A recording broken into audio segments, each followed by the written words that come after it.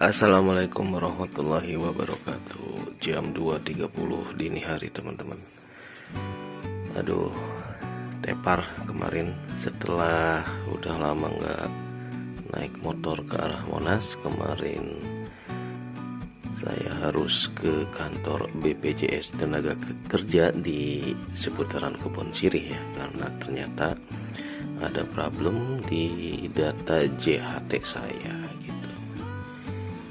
Nah, jadi buat teman-teman yang terkena PHK atau mau nyairin dana JHT, itu perlu di cross check data-data tentang BPJS Tenaga Kerjanya, khususnya yang dulu punya jam sostek atau pernah kerjanya pindah-pindah. Nah, itu data-data nomor peserta jam sosteknya ataupun data BPJS Tenaga Kerjanya jangan sampai hilang ya, harus di maintain, harus disimpan. Bukti-bukti kita kerja di tempat lama itu juga harus kita punya ya.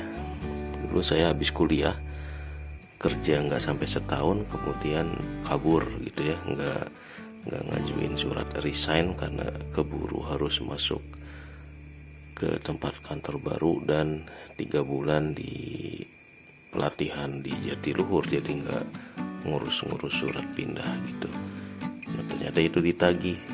Kenapa ditagih? Karena di data BPJS Tenaga Kerjanya itu tercatat kita pernah kerja sebelumnya dan ada duitnya ternyata di situ ya.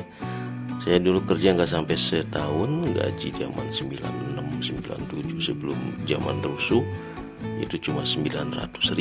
Nah, ternyata dana BPJS Tenaga Kerja yang terdata di database itu setelah didapat pengembangannya ya, jadi dana iuran dikembangkan, diputar lah itu ya selama dari 98 sampai 2022, itu berapa puluh tahun tuh, dapatlah tuh ada angka di database-nya 10 juta jatah pesangon saya dari jam sostek di tempat kerja lama. Nah, karena ada duitnya ini, kita wajib untuk mengupdate datanya. Nah, untuk proses update ini kalau kita punya data nomor jam sosteknya enak, tinggal update di aplikasi gitu ya, masukin nomor kepesertaan jam sostek lama atau BPJS Tenaga Kerja yang lama, udah selesai. Nah, cuma karena katanya mereka nelpon tidak bisa menghubungi.